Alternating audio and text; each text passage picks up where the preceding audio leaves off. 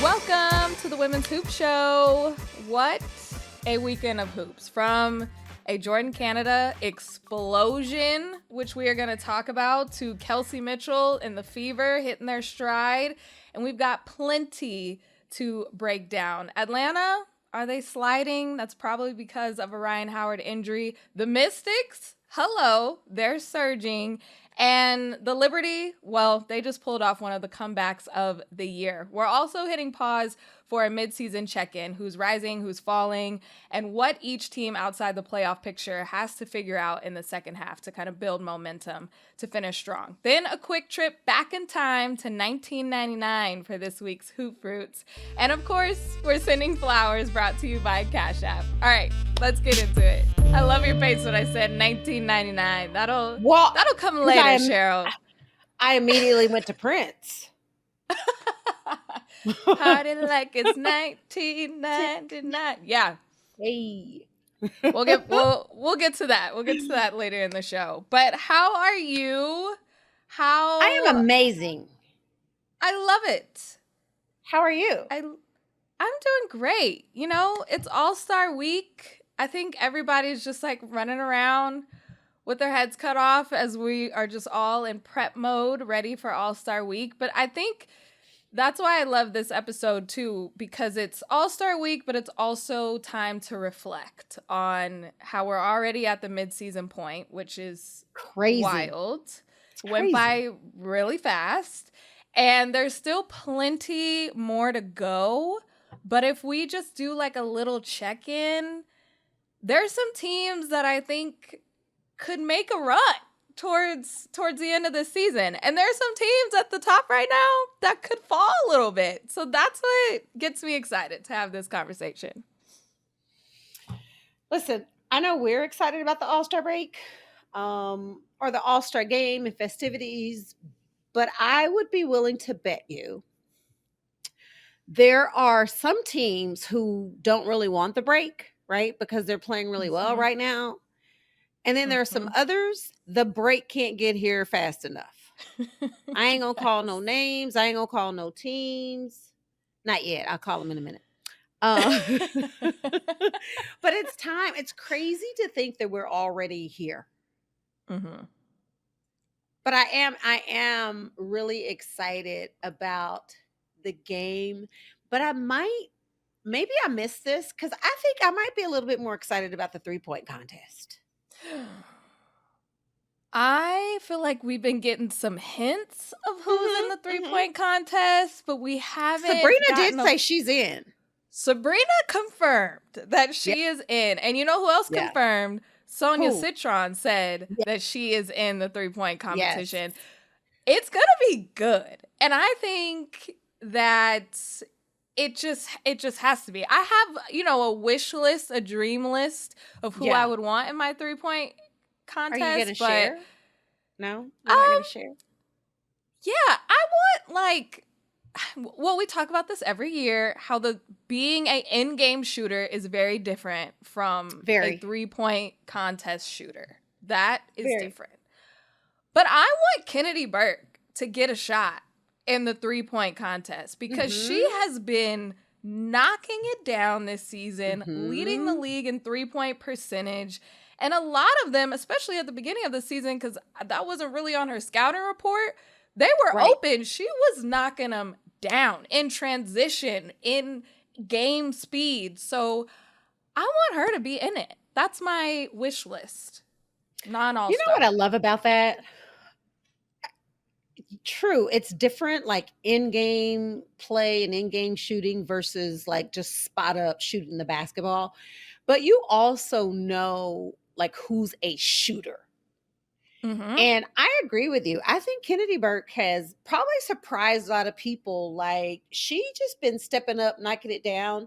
But I love the thought of having new faces, having someone different that like we know who she is, but it's an opportunity for like new fans and for old fans to see a new face, but somebody who can legitimately, possibly win the 3-point contest.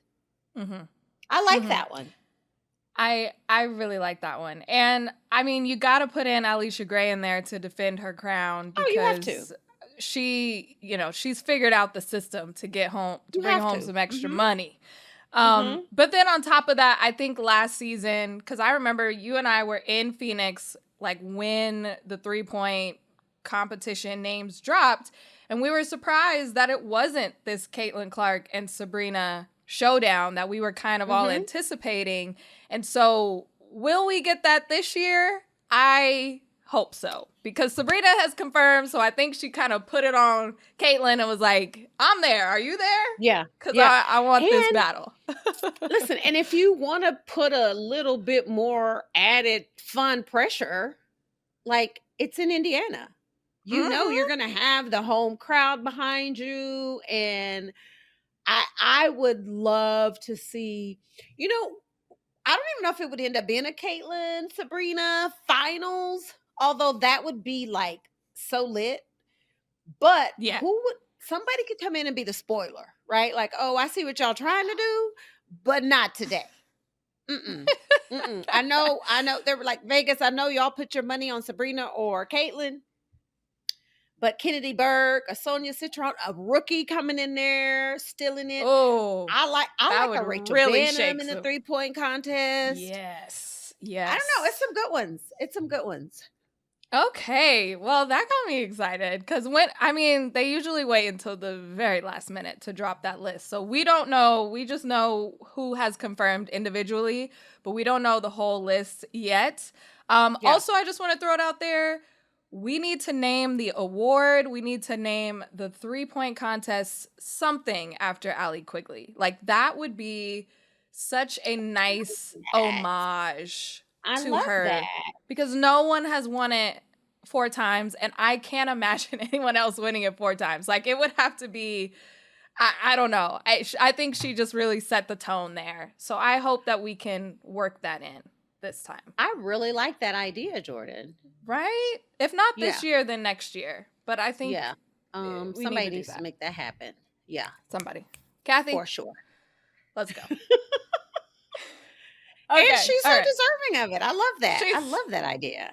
Yeah. She's so deserving. We're going to talk about the Chicago Sky, but Sloot posted, she said, "We're 2-0 since that jersey went up in the rafters." So I think this is my good luck charm.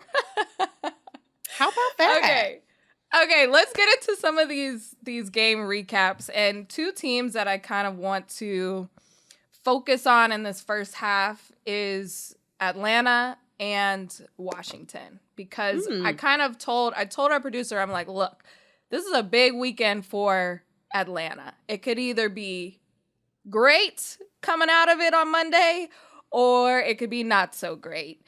And I think we landed on the not so great of them going 0-2 against 2 teams that would have just been really big for them, especially at this point in the season, to battle back and overcome. Teams that they beat before, but each time that they played them, they've been a different version of themselves. So I was just hoping that they could come out on top. But the first game, they dropped to the Fever, 82-99.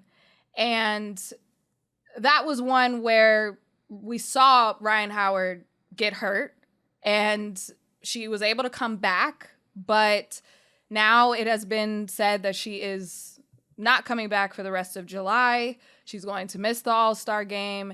And now we're back to what we were just talking about, that Kathy has to pick an alternate, and we're going to have to see who that is. Another person who I would have loved to see in the 3-point competition, by the way. So that's unfortunate. But a positive from that game, Jordan, Canada. Holy wow. Sheryl, 26 points in the first half. Her career high in the first half. 6 threes in the first half. I know you're looking at me like that's not impressive, because it and that's impressive for anybody, but in particular Jordan Canada, because Jordan doesn't usually look to shoot the ball like she did in that game, right? And it was like in transition, spot up. She like brought the thing up and was like, "Oh, I see y'all, but I got the hot hand, so let me just shoot this one too."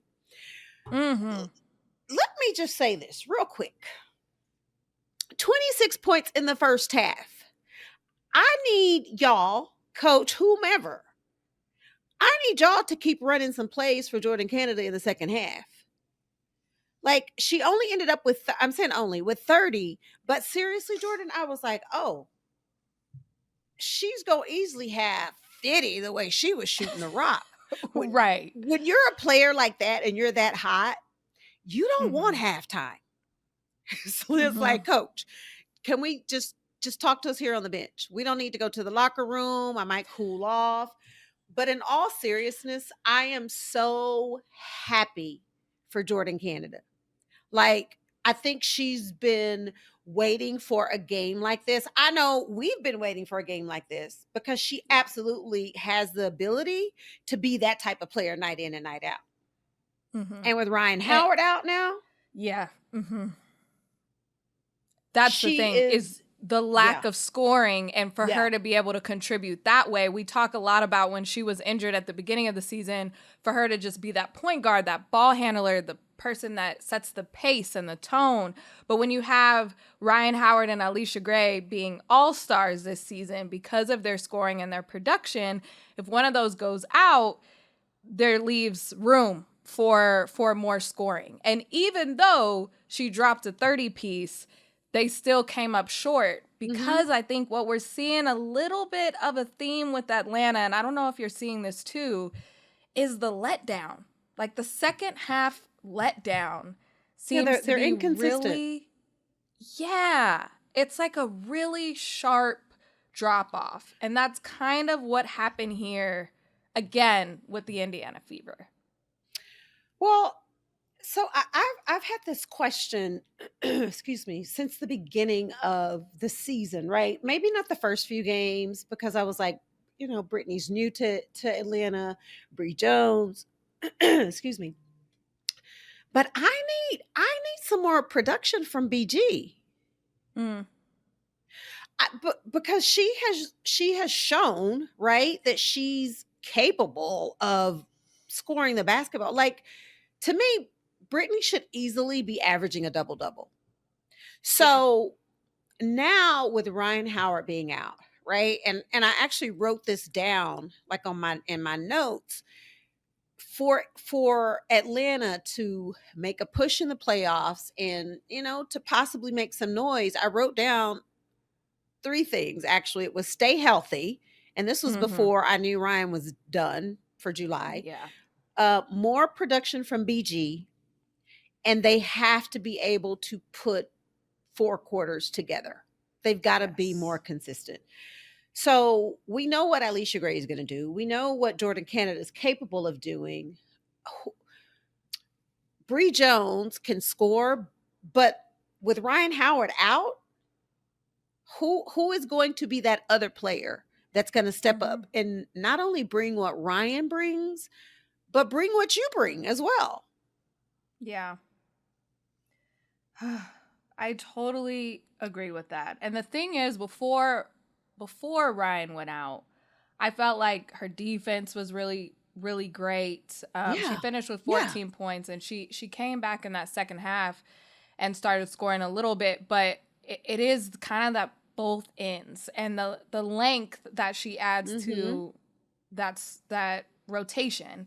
BG against Indiana had 10 points, 8 rebounds, and then we're also going to talk about that next game against New York. She was also held to 10 points, and Bree Jones only 8 points. You can tell, though, Atlanta Dream lost to New York 79-72. Sandy Brondello was like, clog the paint. I know they shoot threes. Yeah. I know that they can drain it, but let's see if they're hot on the road. Like, it seemed like she kind of took that chance, and they were really hot that first half.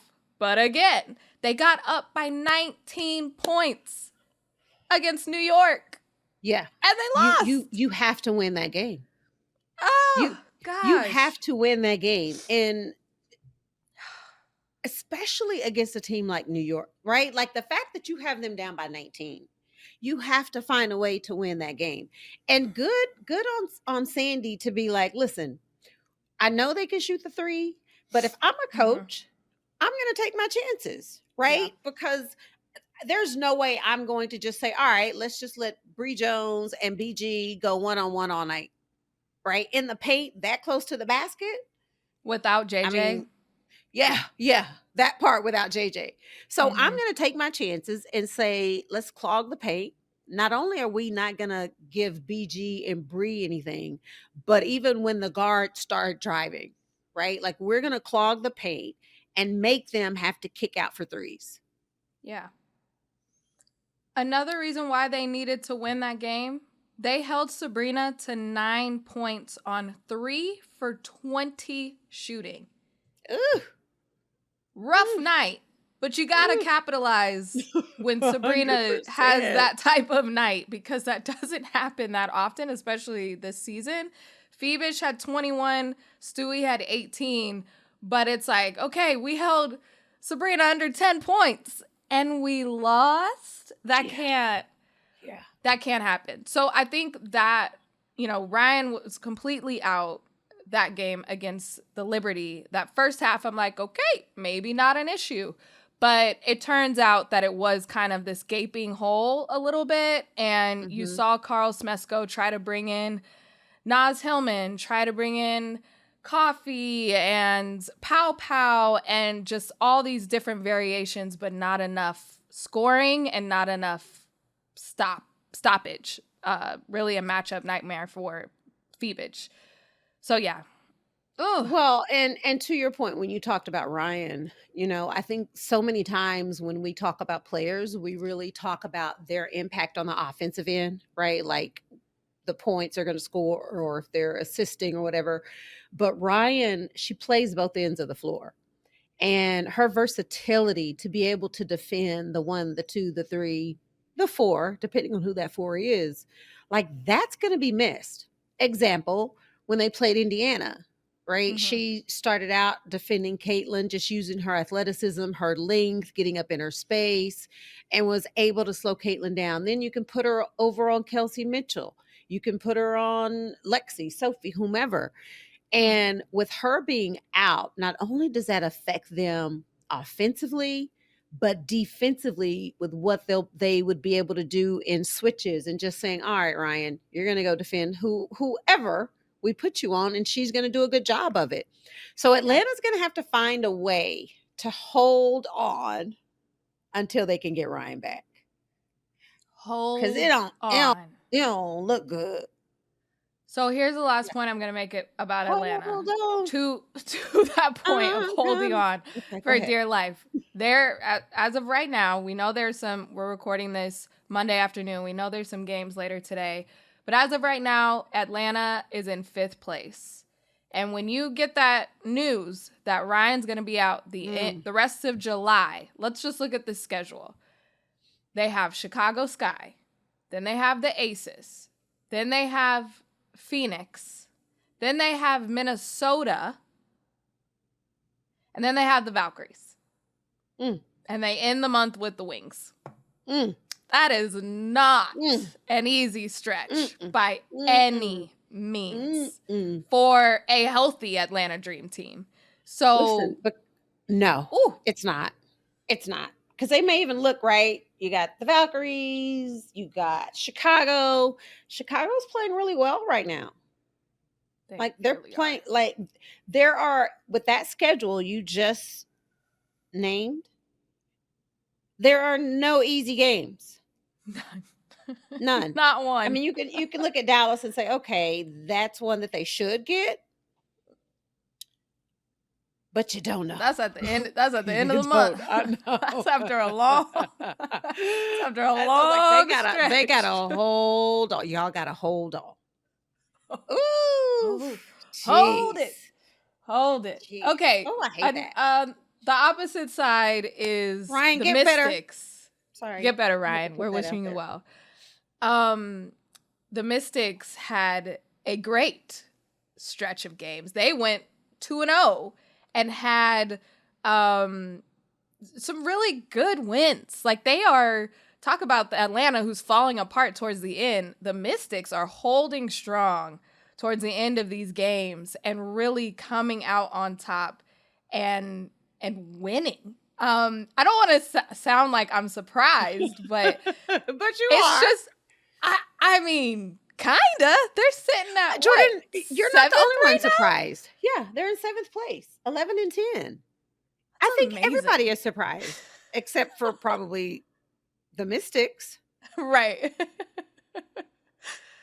They look great. They look really solid. They look solid with a team with rookies, no free agents, no all WNBA players, a first-year coach. Like when you put all that together, it's like kind of unbelievable. They don't have your typical like superstar, right? And to me, I love Suge Sutton. Like I like her story, her journey. I love how hard she plays. But I keep thinking about if Georgia Amore was playing, right? Like how much better could they be? But this, and I said this last time we talked about them. This I really enjoy watching this Washington Mystics team. They play hard, they compete, they never quit, they never give up, they're never out of a game. Like you gotta lace them up tight and be ready to play when you see the Mystics on your schedule this year. And like tight. And I think that's what Seattle is like. Please, we do not want to play the Mystics anymore. They came into Seattle and won 74-69. And Brittany Sykes, I think, is one. Kathy, if you're listening to this, I hope you are. Hope you're having a great day. You picked the alternate. Slim, Brittany Sykes needs to be that person to replace without Ryan Howard. Question. And she is showing it. 19 points, 10 points in that fourth quarter alone. Multiple times she has willed her team to win down the stretch. Free throws, big time buckets. Sonia Citron added 17 points. Like, I don't know what there else to say besides this is a fun team. And again, one of those teams that you do not want to see in the postseason because they have hope and belief. And sometimes, right, Sheryl, that can be scarier than all the talent combined. Well, yeah, because I think for me, when I look at the Mystics, what I actually see is like they're confident. They know that everybody is like, oh, well, the Mystics aren't really going to be that good. At least that's what people were thinking. And to me, the Mystics are like, okay, y'all keep thinking that. Because when we step out on this court, like we know what we're capable of. We know what each player is going to bring. They play well together. Like this could be one of those teams come playoff time. If they continue to play the way they're playing, they make it to the playoffs. Yeah. This could be one of those teams that could sneak up on somebody and say, yeah, y'all won't be advancing past this round. Thank you very much. I kind of want that for them. I think that would just come full circle with just their storyline last year. Oh my gosh. For them to their horrible start to almost making the playoffs to getting some good drafting. Like it's just movie-esque of this kind of rah-rah resurrection of this team. And again, they haven't lost the faith. And you have someone, I just want to read this off because Kiki Iriafen, she had 10 points, 10 rebounds in that Storm win. 7th double-double of the season. A new Mystics rookie record, passing Shamika Holslaw. And anytime you are in a conversation with Meek, you are doing something really, really well, especially in the Mystics world. So it's just like all of it together is making an incredible run for the Mystics. I love it. I hope they're happy. I absolutely love it. Yeah. I love it.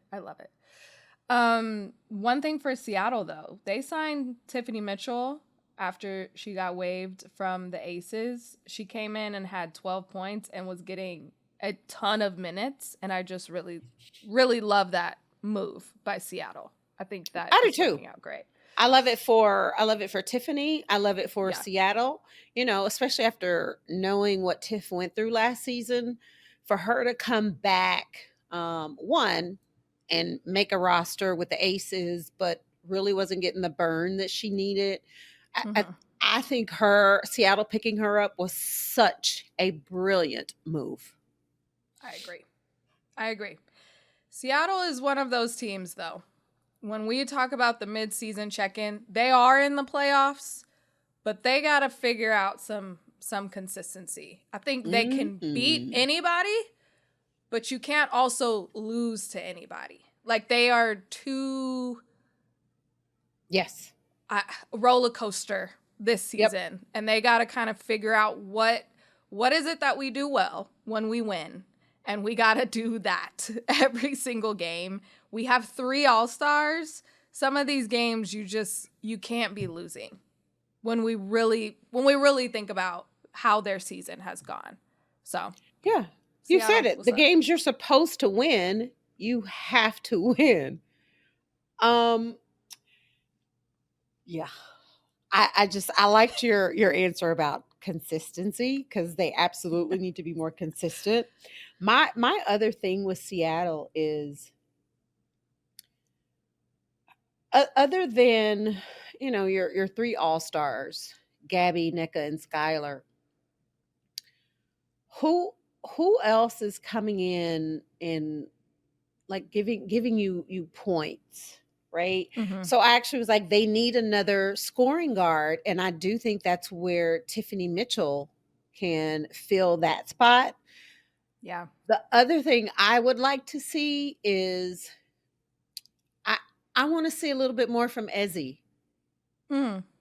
She's like, Ezzy showed us last year. She's shown us the type of player she is, what she's capable of doing. For some reason, I don't feel like she's being as aggressive this year as she has been in the past. Mm-hmm. I think we got a glimpse of the Ezzy that you want to see night in and night out this last game. She had a season high 19 points. Yeah. But if we can see that more often, I think that would be huge for Seattle. She makes a big difference for this Seattle team when Both she's ends of being the floor, that too. Ezzy. Yes. Okay, Seattle, Get it together. Figure it out. Get it together. Get it together. We're going to take a quick break, but when we come back, we're going to look at the other teams who are outside of the playoffs looking in, and they're going to see how they can get in. We'll be back. Welcome back to the Women's Hoop Show. And it is a mid-season check-in time. We're going to check some pulses on some of these teams. Is the pulse thriving? Is it faint? We're going to check on some of these teams who are outside of the playoffs. So if the season were to end right now, today, the Lynx are in first, then Phoenix, the Liberty, the Storm, the Dream, the Fever, the Mystics, and the Valkyries are sneaking in. How about that? At that 8th spot. I love it for them. They're sitting at 10 and 10. Outside of the club, looking in, are the Aces, the Sky, the Sparks, the Wings, and the Sun.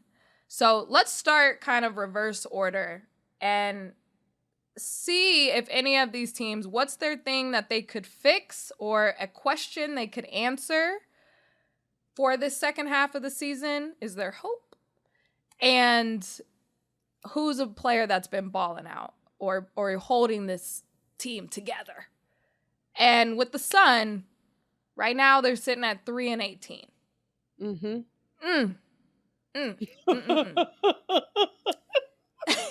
It's been rough. Did you say It's been rough. Yeah. I think that's putting it lightly. I'm so sorry to the Sun fans. I know y'all are holding on. But I will say my bright spot is a Sanaya Rivers, who is really been coming into this season as a rookie.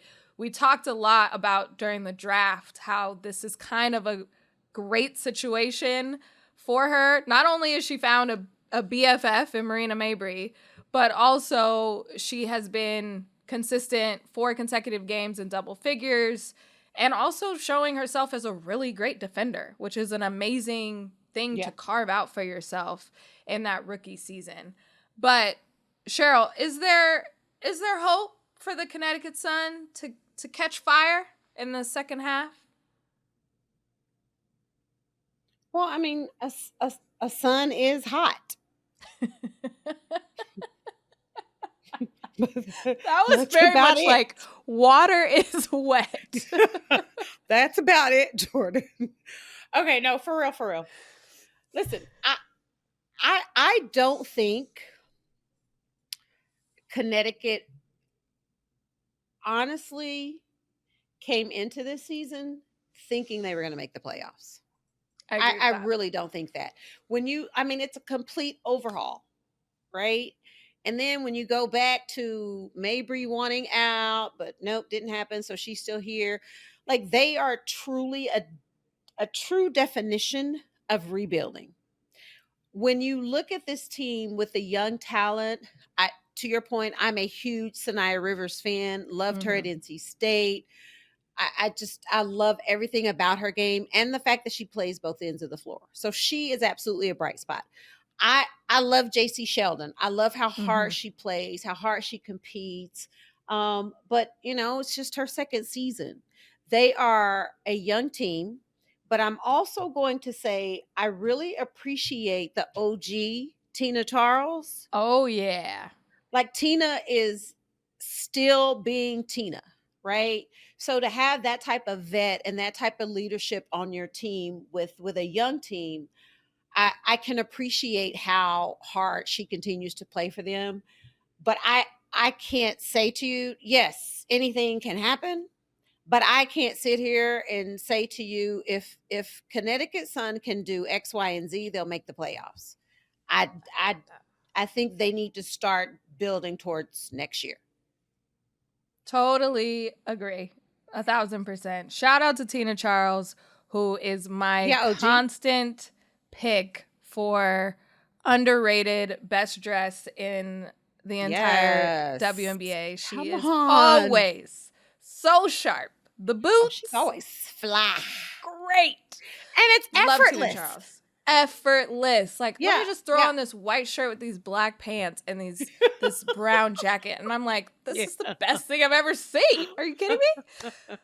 Love Tina Charles. Also, only the second WNBA player to have 8,000 career points. So shout out Tina. When you think of that longevity that she has been able to bring, and I think about, and there's some positives that you can take from this Connecticut season, is all of the youngins able to see Tina Charles do this work night in and night out. And the things that, if I'm Anissa Morrow, that I have a notebook full, the cover says Tina Charles taught me, and I'm writing notes every single game.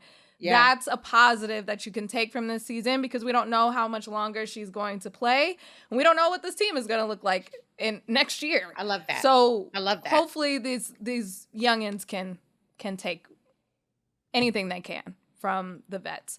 Also, the head scratching thing about the Sun is that when you think about the 3 games that they have won, it's been against the Storm, the Dream, and the Fever. None of those other teams that are outside of the playoffs for them did they beat. They've beaten top teams. That's also just been so head scratching to me. But anything can happen. And I will say this, it can. In fairness to Connecticut, Mabry's a big part of what they do, right? She has the ball in her hands 90% of the time. And with her being out right now, that's really hurt them offensively. Mm-hmm. Not defensively, offensively. Did you have to put that? You had to put that I in. had to. I just Just to had clarify. to. I had to. Marina will laugh. She'll laugh. I know. Okay, the next team that's outside the club looking in, sitting at 12th right now, is the Dallas Wings. Now, they are 6-16. Over the weekend, we finally got the Caitlin Clark versus Paige Beckers showdown that everyone has been highly anticipatory of, but people forget that Dallas is just a bad team, so the game wasn't actually good. Yeah. But it wasn't a good game. The first quarter was good. The first quarter was good. I was like, wow, this is a shootout. Paige finished with 21 points, I believe, and I think Paige has made a seamless transition into the WNBA, and hopefully she is taking something from this season. 100. But one player I want to shout out in a positive way for the Dallas Wings, and then I want to get your take on what could happen in the second half, is Leah Rue. Like, Leah Rue is kind of this unsung hero for a team that was only won 1 or 2 games before she got there. I think she has helped them to most of these wins. And it was kind of a sneaky trade by Kurt Miller to do this kind of mid-season, but it's been really helpful to have a scoring big inside for a Dallas Wings team that's just figuring it out as they go. But I've been really impressed with Leah Rue, so I will say that. Yeah, I totally agree with you on that take. My first question is, what's going on with Dejanay? What's going on with Maddie Seagrass? Like those are 2 players that Dallas could really use right now. But and I don't know if you and I talked about this, Jordan. We talk a lot about Washington's rookies, right? Sonia and Kiki, as we should. We just talked about Sanaya Rivers, Anissa Morrow. I don't know if we talk about these 3 rookies I'm about to bring up for Dallas. Yeah. Because they have stepped in with Maddie out, with Dejanay out, whoever, right? And they're like, I'm ready, coach. Give me some minutes. Put me in, coach. Paige, we talked about Paige. I am a fan. Paige Beckers is the real deal. Like, I love everything about Paige. And I gotta say, I didn't know she could actually defend a little bit. Like, she can, when she decides she's gonna guard somebody, like, she actually can defend. But Isaiah James and JJ Quinterly, they are the true definition of stay ready so you don't have to get ready. Yes. And Quinterly getting the start the other day against the Fever, and I just love when rookies come in, they step in, and when people don't really know who they are or know what to expect, and they're like, oh, I'm gonna show you real quick. I love that for Dallas. Okay. You talked about Leah Rue. I love that pickup for them. And you said it's nice for them to have a big who can score in the paint, right? She can step out, knock down a little 10, 13-foot jumper. What is going on with Tierra McCowan? It's a great question. That's the big question I have. Because when you talk about a scoring big, that's what Tierra is. But for some reason, when I watch her play this year, she looks very unsure of herself. And I don't really know. Yeah, like I don't really know why that is, because like Tierra has shown and proven that she can be a problem in the paint. Yeah. She's very she's very laid back. She's not as aggressive when she gets the ball. Like, I don't know. I'm not really sure what's going on with her. But the question was, what can these teams do to make the playoffs? Mm-hmm. For Dallas, I think they can look forward to next year. Okay. Don't laugh. I'm not No, being I'm mean. sorry. I'm sorry. You're being so nice about it, and I love this. I'm really not trying to be mean. Like, I don't know. Getting Dejanay back, getting Maddie Yeah. back, and again, I don't even know what their injuries are. I just don't think. Let me preface this by saying anything is possible. But I just don't see this Dallas Wings team having enough to make it to the playoffs this season. Yeah. Oh my gosh. I'm so sorry because you know what's bad? Like, I You totally didn't forgot say a about certain Enrique. name. Yeah. Enrique. Yes. And that's what's bad, because that should have been the first name I said, right?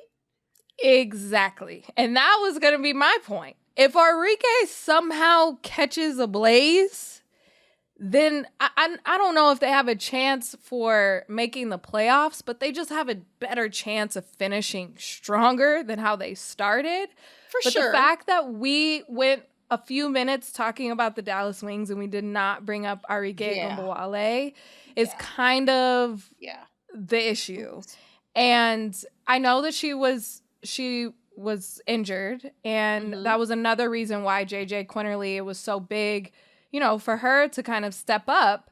And by the way, 3rd round draft pick and starting is a wonderful story that is. Yes. But Enrique, she comes back against the game against the Fever, no field goals, was 0 for 10 at one point. And it was a little rough. And I just chalked it up to, okay, this is just a rough first game back. But her role has changed. And I think that it is I don't think we truly understand how much of an adjustment that is for someone who is so ball dominant and is such a score first mentality player like Enrique. Even just her not being mentioned in All-Stars. Like, it's weird. It feels different. And so I know that is different for her. And I know that she was so excited for Paige to come and just to get some help. But when you mix that with new team, new coach, new free agents, mid-season trade, like just a lot of movement going around, really, it's just hard, I guess. And I feel like we're seeing that in this season. Yeah.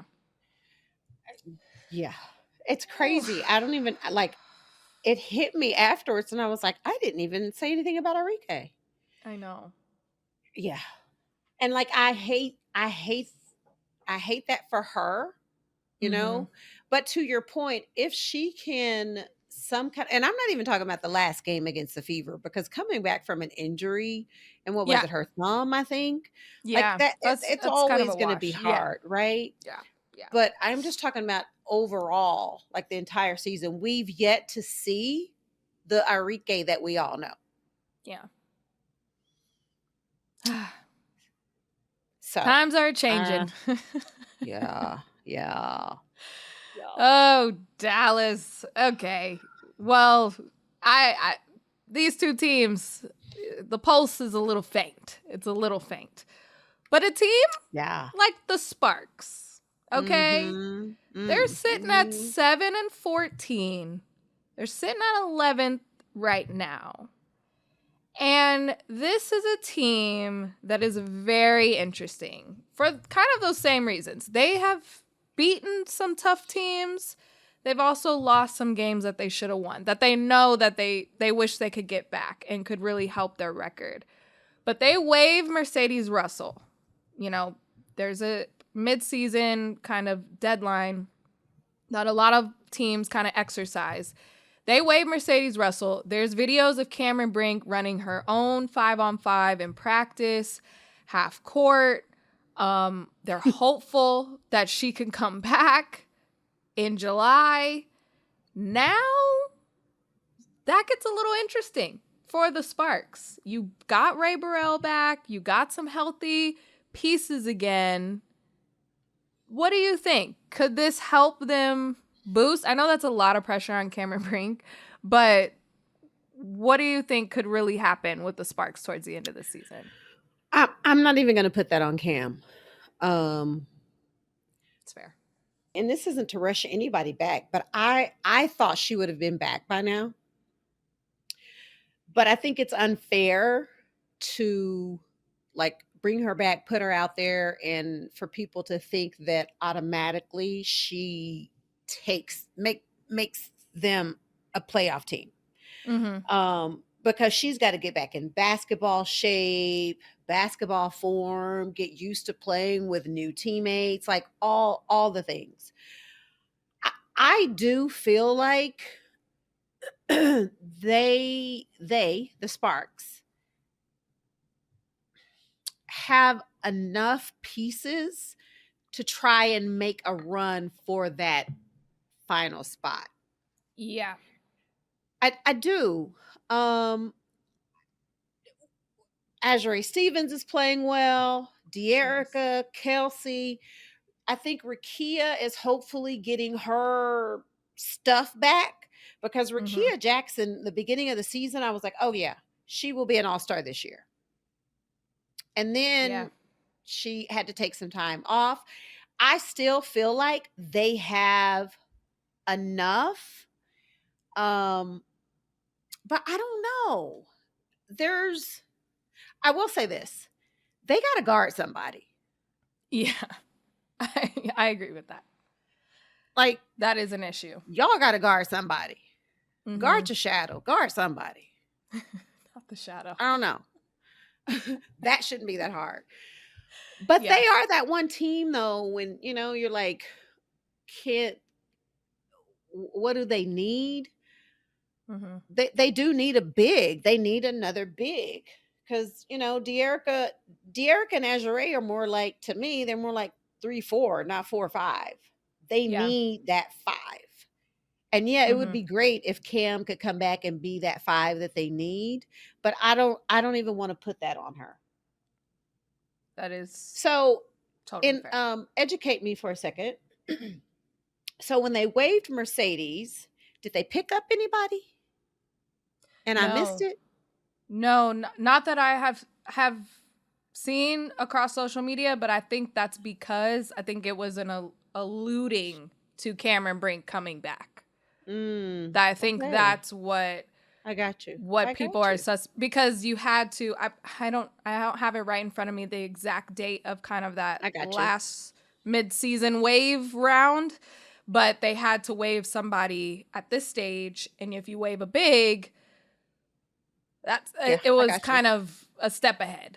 But to your point, second to last in defensive rating is the Sparks. They're not guarding anybody. And that is a huge issue, especially, and it's tough because you have someone like Azure and Kelsey Plum putting up a lot of points. Rakia Jackson just had a great game the other night. Her and Bria Hartley were talking back and forth, which was... I read lips very well. Really funny. Rakia is funny. She is so funny. She's so funny. I totally agree with you. We don't have to put that all on Cam. It's one of those things with the Sparks is I don't think they're a terrible team. Just other teams are better. When you look at the standings, it's like, that's a better team. Yep. But I don't think they're necessarily in the bottom of the barrel with Dallas and Connecticut. I know that sounded bad, but it's like they're a better team than that, but they're not. They're just kind of floating there. And somebody has to, unfortunately, because that's what happens when you have a standings. Unfortunately. But right now, Chicago Sky is playing. They're sitting at number 10 right now.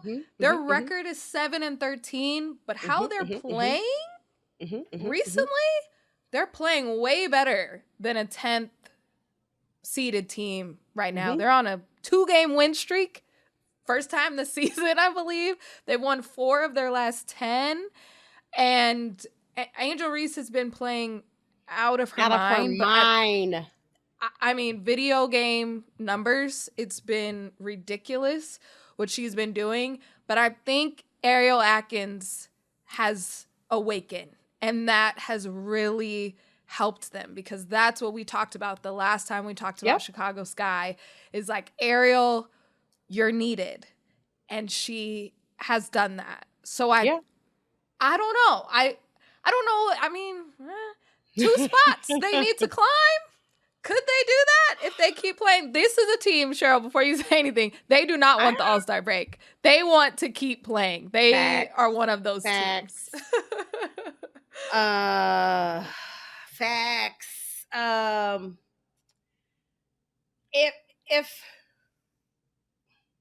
If it came down to, like, I know we haven't talked about the Aces yet, but if it came down to like the Sparks and the Sky, like for that 8th spot, I'm rolling with the Sky. Yeah. You're right. They are that one team that's like, dang, why the All-Star break gotta be right now? Because we're playing so well. Yes. They're finally like, do you remember we when we first started talking about Chicago, and I was like, Angel looks like she's not having fun right now. They're trying to figure out, like she was trying to figure out her role. Well, that's gone. Yes. Angel Reese is back to being that double diva that she is. And if Chicago can find a way to keep Angel Reese and Camila Cardoso together, Jordan, they are going to be a problem in this league for years to come. You talk about Twin Towers. I love the way they look for each other. They pass the ball well to each other. The two of them are playing very well together right now. But to your point, Ariel Atkins, I think Ariel Atkins, she heard all the noise and she was like, oh, okay, Swoops, I hear you, but let me just show you. Because I can do more than defend. Yeah. Ariel Atkins is being that vet, that leader that this team needs, especially with Sloop being out, right? Yeah. And she's not only defending and playing on the defensive end, offensively, she is attacking. She's looking for her shot. She's getting everybody involved. Rachel Banham is playing better. She's playing with confidence. She's shooting the ball well. Another OG that is getting her rhythm back because she was out last year, Elizabeth Williams. Yes. Like, and I've said this before, I am a huge Rebecca Allen fan. A huge Rebecca Allen fan. Listen, this Chicago Sky team, they are hitting their stride at the right time, except for the All-Star break. The All-Star break is getting in their way. Let's just hope that they can come back after All-Star break and just pick up where they left off. But I like Chicago's chances. I do too. And you nailed it with Angel Reese is having fun. It's also one of those teams that have hope. Like, it's dubs in the chat when they win. Yes. They are celebrating. They are happy. But this last game, they beat Minnesota and they played very well. And Angel Reese had 19 points, 11 rebounds. And then you have Camila having 17 points and 15 How are you stopping that? And then Ariel Atkins had 27. Yeah. And I think what the thing was that stuck out to me with Ariel, what we needed and what Chicago needed was, it was a lack of scoring at the beginning of the season. Nobody was scoring. 100%. But it was Ariel saying, we need a bucket. I'm going to go get us a bucket. And that is the difference. They didn't have that. And it was just this, I'm a vet, give me the ball. I'm getting to my spot. She was making incredible floaters, middies, three-pointers. She was shooting from all 3 levels and scoring from them. And I think that was that, like, okay, I'm that person for this team. Like, let me get the ball and do that. And plus fun, plus everybody smiling and getting used to winning. This Chicago team is scary. And they beat Minnesota, so you can't tell them nothing. They are on cloud 9 right now. And they're fun to watch. They're Yeah, a fun it's team to better. watch. Yeah. We couldn't Yeah, watch Chicago like at the it. beginning of the season. I like it. It was bad basketball. Now it's different. So the growth. I like it. The growth is there. Yeah. Love it. Okay. We talked a lot about these aces. These damn Las Vegas aces. Sitting at number 9. They are outside of the playoffs looking in because the Golden State Valkyries have beaten them. And so that is why they are below the Valkyries right now in the standings. They are 10 and 11. They did just defeat the Valkyries by 2 points. Asia, it was a game time decision. Girl, Asia knew she was going to play. 34 points. Welcome back, A1. I wrote it down. 34 points, 16 rebounds in 33 minutes on 12 for 16 shooting. Get out of here. And a bad wrist. And a bad wrist. Kidding. Yeah. Come on. Yeah. Welcome back. Oh. Man. So before you go any further or ask me anything, because I know we were doing like hypotheticals for that 8th spot. Mm-hmm. If Asia Wilson is healthy, Vegas will be in the playoffs. I think she'll do putting anything. It out there. I'm just saying it. I'm just putting it out there. How much of a I don't even know if disappointment, shocker, if the Aces are not in the playoffs by the end of this season.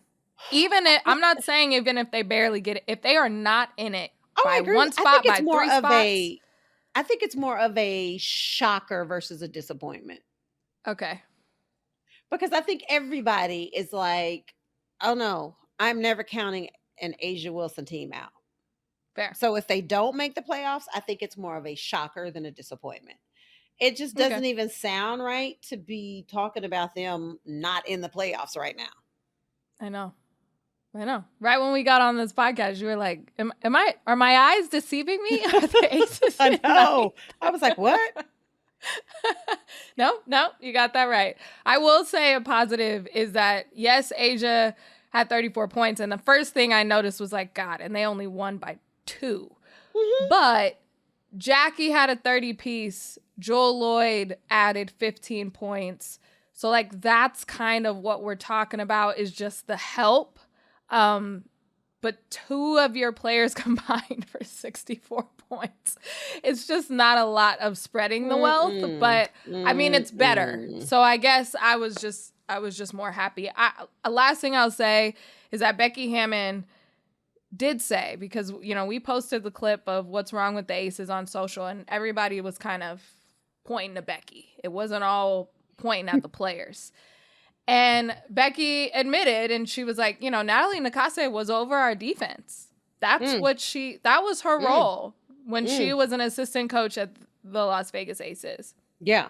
That has never been more apparent than now because the Valkyries defense is on point, buttoned all the way up. Facts. The scouting reports are beautiful. Mm-hmm. And the Aces are lacking a strategic plan on the defensive side. And I just think that was a big question that has been answered. It's like, okay, yeah, that's where that went. It makes sense, right? Yeah. Because I think lots of times people think that because you have talent that you're immediately going to be a good offensive team and a good defensive team. No. You got to have somebody that understands your talent and can come up with a defensive scheme that works for your talent. And if you don't have that coach, if you don't have that person, it's like everybody's running around like their heads cut off. Like, where do we go? What do we do? And, you can see the difference. Like when Natalie was there, they had a scheme, they had rotations, they knew what they were doing, their closeouts, they knew how they were defending screens, they knew if they were icing screens, like you knew all of those things. And you can absolutely see the difference. So Ooh, Aces, yeah. get it together. Get it together. Get it together. I think they are Get it happy for together. an all-star break. They are like, please, Yeah. please, let's press pause and regroup when we come back. Woo! All right. Yeah. That was fun. That was a good little... Woo, child, that gave me a headache. It's a little more stressful. I think we carried on some of the stress of these teams being like in panic mode as we go to the second half. But we're gonna take a break, and when we come back, we'll do a quick Hoop Roots segment and then give some flowers. We'll be back. Welcome back to the Women's Hoop Show, and it's time for my favorite segment, everyone's favorite segment, Hoop Roots. WNBA history. Someone has done. This one, I don't even have a ton of notes planned because I'm so lucky to have the person who was there during this event. And this was on this day, on this day, which is rare. We get it on this day, Hoop Roots. July 14th, 1999. Do you remember where you were, Sheryl? July 14th, 1999. I don't have a clue. Well, I'll tell you where you were. You were in Madison Square Garden for the first WNBA All-Star Game. The very first All-Star Game. And as it's All-Star week, I just wanted to take a quick look back because it's iconic. First of all, I want to ask, Whitney Houston was able to sing the national anthem. I do remember that. What was that like? Because I remember her sweatsuit. It was so cute. And the bob. That's what she was in the bob era. Yeah. But I'm a big Whitney fan. I was just like, who cares about the game? Whitney Houston's about to sing. But Jordan, there's so much history in Madison Square Garden. So for the first All-Star Game to be played in Madison Square Garden, it couldn't have been anywhere else. It had to be there. It's crazy because people actually say, I don't know, somebody was talking about the All-Star Games. People don't realize that we didn't have an All-Star Game the first 2 years, 97, 98. Yeah. And I don't know why, but we didn't. But for the first to be, I don't know, for the first to be in Madison Square Garden, it was just such an exciting time, right? To be a first-time All-Star alongside just talent, incredible women. And I know All-Star games aren't supposed to be that competitive, but I think for us, it was we had fun. So we weren't really trying to hurt anybody, but it was also the first. And so we knew there were eyes coming to the All-Star game that maybe had not watched a WNBA game before, but because it's the All-Stars, they're going to come. So we wanted to perform, right? We wanted to perform well. We wanted to give them a good show so that hopefully they would come back. And just fun. I had no idea. Now I know. I love your Hoop Roots. You teach me stuff every time you do it. I love just going back and just see your wheels turning of where was I? You saw and me. I going back in time. That's what makes it fun. Well, you stay being a winner, and the West won the very first game, 79-61. Lisa Leslie was the MVP, and the West, they took it. The little bit of knowledge is that 1999 was just such a big year for the WNBA because you brought in all the players from the ABL that season. And so you just had a lot more talent to kind of put on display. So I'm so happy that was the year that the All-Star game happened, to be like, okay, we got new teams this year. We have new players this year. Let's just put it on display and have Whitney Houston. I don't know how they got that. I would love to know an in-depth story about how they got Whitney. Well, I do know. I did some research. She was on tour, so she was going to perform later that night. Oh, wow. at Madison or in New York. So she was already there. So she was I already think there. that was a good way to just be Okay. like, just slide over here. Just do this Yeah. real quick. Girl, I love it. let's come knock this out for 5 minutes. 5 minutes. That's all we need. That's all I we need. love that. I do. I love that. Iconic. Aw. Also, I loved how everybody wore their own jerseys, and I think we should bring that back because it's so I forgot fun. about that, Jordan. Bring it back. I did like that. It was so colorful and I so did like exciting. that. Yeah. Ugh, Yeah. I love that. Maybe they'll bring it back for, I don't know, it'll have to be a special year or something. I don't know. Yeah, maybe like, what are we creeping don't up? know. 30 years? Maybe that could be fun. Or maybe they wear throwback uniforms during the All-Star Game. That would be fun. All right. Anyway, I'm spiraling. Ideas are flowing. WNBA history. Someone has I love the idea. Okay, it's good. time for Sending Flowers before we get out of here. That was fun. Sending Flowers sponsored by Cash App. Making money moves should be easy. And that's why there's Cash App. It's fast, safe, and honestly just way more personalized than other apps out there. Sheryl, who would you like to give flowers to this week? This week is really easy for me. I am giving a big bouquet to the one and only double queen herself, Angel Reese. Mm-hmm. For not that I need a reason, but I got lots of them. First of all, her season did not start off the way she wanted it to. And everybody was coming for her left and right, and like they still do. And I just love how she just blocked out the noise and is doing what she does best. And that's just hooping, like scoring, rebounding, being the great Angel that she is. 8 double-doubles in a row, Jordan. In a row. It's hard to do. What? Hard to do. Hard to And do. on top of that, can we say, I believe this is correct, only the second Black woman to grace the cover of NBA 2K 2026. I do believe. Third. The third? Third. Oh, Candace, Asia. Yes. Yeah. Yes. Still, right? Still I a love great that. accomplishment. Yes. And then I guess all of that coming out at the same time as her signature shoe is released. Angel, you are doing big things. Sis, we see you. We appreciate you. Keep doing you, because there are so many people out here that love and appreciate you more than you know. So congrats to you, Angel. Love it. Love that one. That one's a good one. I have. Who you got over there? I got 2 bouquets. Small. Okay. Well, no, they could be large. 2 big They could be bouquets. big. Cash App's buying them. Yeah, we're sending flowers. Cash App ain't sending nothing small. No.